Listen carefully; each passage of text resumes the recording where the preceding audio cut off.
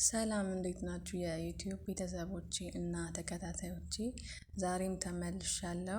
እስከ ቪዲዮ መጨረሻ ድረስ ተከታተሉ፣ ላይክ አድርጉ። ቤተሰብ ካልሆናችሁም ሰብስክራይብ በተኗን እየነካችሁ ቤተሰብ ይሁን። ዛሬ ደግሞ ስለ ትልቅ ነገር ነው የምናወራው። ስለ ትልቅና ስለ ኃይለኛ ስለሆነ አንድ ቃል ነው የምናወራው። እሱም ፈጣሪ ላንተ ወይም ላንቺ እቅድ አለው። አንዳንድ ጊዜ ህይወት ግራ ታጋባናለች፣ ትፈትነናለች። ከዛ እኛም እንጠይቃለን፣ ይህ ነገር ለኔ ለምን እንደዚህ ይሆናል እንላለን። ግን ለእኛ ግልጽ ነው ባይታየንም፣ ፈጣሪ ግን በኋላ ሆኖ እያገዘን ነው። ለእኛ የሆነ መንገድና እቅድም አለው። አንደኛ ሂደት እንዳለ ማመን አለብን። ብንጎዳም ባይመቸንም ህይወት ቀጥተኛ መንገድ አይደለችም። አንዳንድ ጊዜ ወደ ላይ፣ አንዳንድ ጊዜ ደግሞ ወደ ታች እንወርዳለን። ግን ምን ደስ እንደሚል ታውቃላችሁ? ኢቨን ህይወት ከባድና ግራ የሚያጋባ የሚያሳምን ቢሆንም አሁንም የፈጣሪ እቅድ ነው። ለህልማችን ብንጠነክር እና በታታሪነት እየሰራን ነው ብንል፣ ነገር ግን ምንም ነገር እየተፈጠረ ባይሆን፣ ሰዎችም ባይረዱን፣ ሁሉም በሮች ቢዘጉብን፣ ድካም ቢሰማን፣ ብቸኝነትም ቢሰማን፣ ግን እውነቱ እዚህ ጋር ነው። ፈጣሪ ለእኛ ቀላል ህይወትን ቃል አልገባልንም እና አንዳንድ ጊዜ ትክክለኛ በሩን ከመክፈቱ በፊት ትክክል ያልሆኑ አንዳንድ በሮችን ይዘጋል። ሁለተኛ መዘግየት ማለት መከልከል አይደለም። ፈጣሪያችንን ጠይቀን መልስ እንጠብቃለን። ብዙ ልንጠብቅም እንችላለን። መለወጥን፣ የሆነ ተአምርን፣ ዛሬውኑ አሁኑኑ እናም የሆኑ ጥሩ የሆኑ ነገሮችን እንጠይቃለን። ነገር ግን እነዚህ ሁሉ የተመኘናቸው፣ የጠየቅናቸው፣ ቢሆኑልን ብለን የፈለግናቸው ነገሮች በምንፈልገው ጊዜ ላይመለሱልን ይችላሉ። ከዛም በልባችን ጥርጣሬ ሊፈጠር ይችላል። እኔ ለምንድነው ለኔ ጥያቄ የማይመለስልኝ ልንል እንችላለን። ግን እውነቱ እዚህ ጋር ነው። መዘግየት ማለት መከልከል አይደለም ነው እውነቱ። ለምሳሌ በጨለማ በአንድ መንገድ ላይ እየሄድን፣ ግን ከመንገዱ መጨረሻ የሆነ የተቆፈረ ጉድጓድ አለ። እኛ ግን ያንን ማየት አንችልም። ግን ፈጣሪያችን ያያል። ከዛም እዛ እንዳንገባ በሩን ይዘጋብናል። እኛ ግን ልንናደድ እንችላለን፣ ያ የምንሄደው መንገድ ትክክለኛ ነው ብለን ስላሰብን። ነገር ግን እዚህ ጋር ያላወቅነው ነገር ጉድጓድ ውስጥ ከመግባት እንደዳንን ነው። ስለዚህ የሚዘጋው በር እኛን ለመጠበቅ ነው ማለት ነው። ለእኛ ያለው ነገር የትም አይሄድም። ስለዚህ ጊዜ ሰጥተን መጠበቅ ይኖርብናል፣ የእኛ ጊዜ እስኪመጣ። ሶስተኛ ፈጣሪ ለሁሉም ነገር የተሻለውን ጊዜ ያውቃል። ይሄ በፈረንጆቹ ምን ይባላል? ታይሚንግ ይባላል።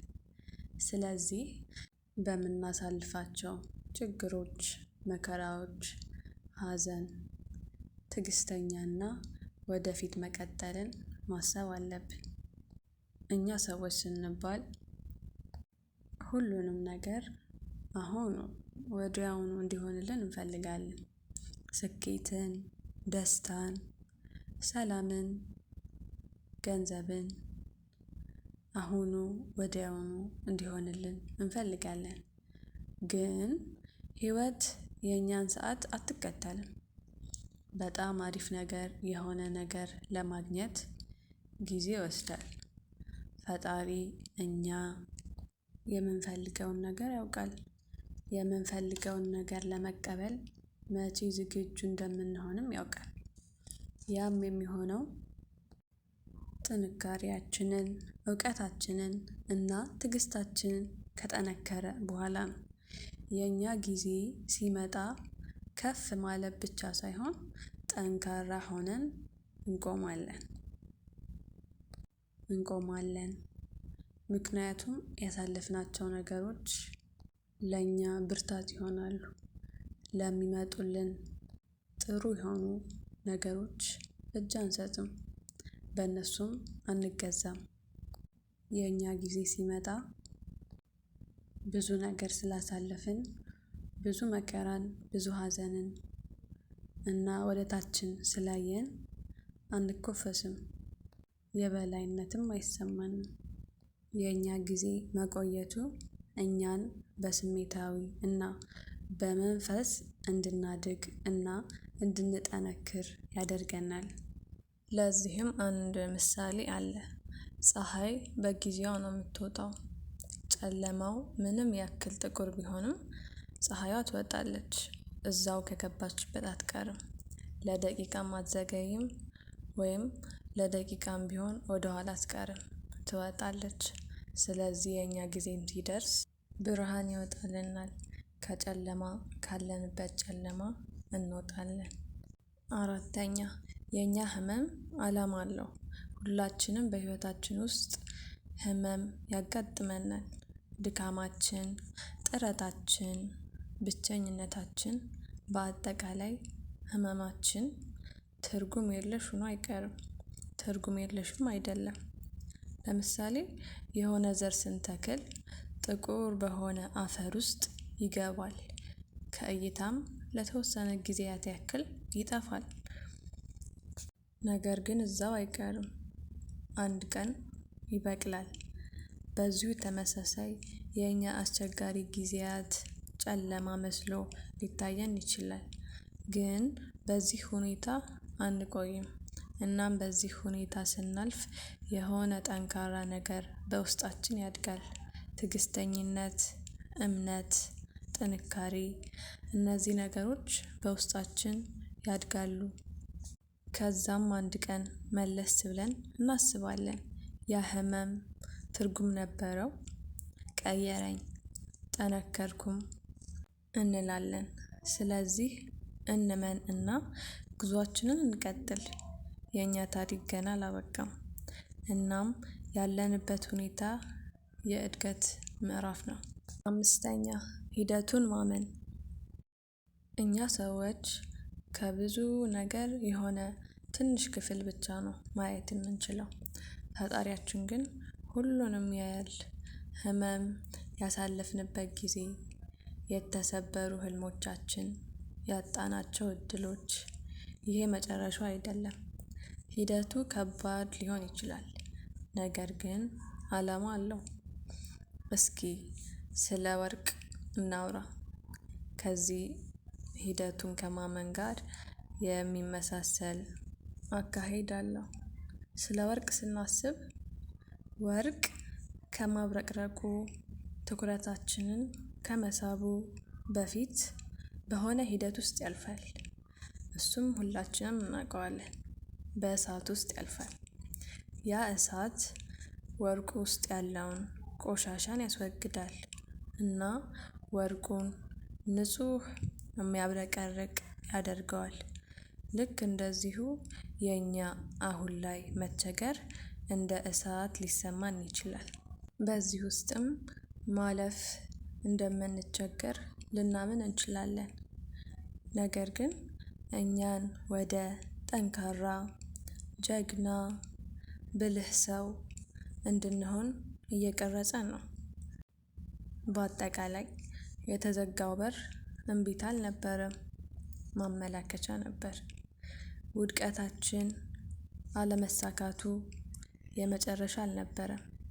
እስከዚህ ድረስ እየተከታተላችሁኝ ከመጣችሁ ላይክ ማድረግ እንዳትረሱ። ቤተሰብ ያልሆናችሁም ሰብስክራይብ በተኗን በመጫን ቤተሰብ መሆናችሁን እንዳትረሱ።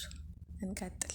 ለእኛ ዝግጅት ነበር ያገደን የሚመስለን ግንብ ከዓላማችን ከግባችን ለመድረስ ድልድይ ሊሆን ይችላል። መነሳት፣ ከእንደገና መሞከር፣ ለራስም ይቅርታ ማድረግ፣ ለሰዎችም ደግ መሆን።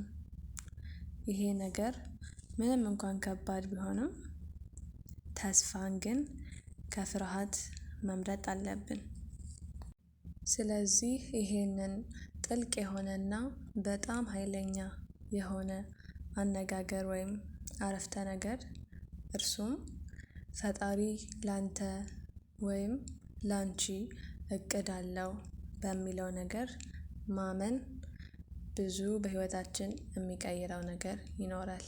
አሁን ካለንበት ጨለማ ነገ እንደምንወጣ ማመን፣ ጥሩ ጊዜያቶች ወደፊት እንደሚመጡልን ማመንን ብዙ ነገሮችን እስካሁን የነገርኳችሁን ነገሮች አጠቃሎ ይይዛል። ስለዚህ እቅዱን መጠበቅ ነው እና ፈጣሪ ላንቺ ወይም ላንተ እቅድ አለው የሚለው ርዕስ ሀሳብ ከነ ነጥቦቹ እዚህ ጋር አልቀዋል እና ሀሳቡን እንደተረዳችሁትና በህይወታችሁ ብዙ ነገሮች ላይ እንደሚጠቅማችሁ ተስፋ አደርጋለሁኝ። እናም በምስሉ ላይ የምትመለከቱት ምግብ መኮረኒ በሽመል ይባላል። አብዛኛው ጊዜ እዚህ ሚድል ኢስት አገሮች ውስጥ የሚሰራ የሚጣፍጥ በጣም ዋው የሆነ ምግብ ነው እና ቤታችሁ ውስጥ ሞክሩት። የምግቡ ሬሲፒ እንደምታዩት ሆኖ አልቋል። ኢንጆይት። የቀረውን የእረፍት ጊዜን ሻይ ቡና ተጋበዙልኝ። የዛሬው ቪዲዮ ይሄንን ይመስል ነበረ። ስለተከታተላችሁኝ በጣም አመሰግናለሁኝ። ላይክ፣ ሰብስክራይብ፣ ሼር እንዳትረሱ። ፒስ አውት።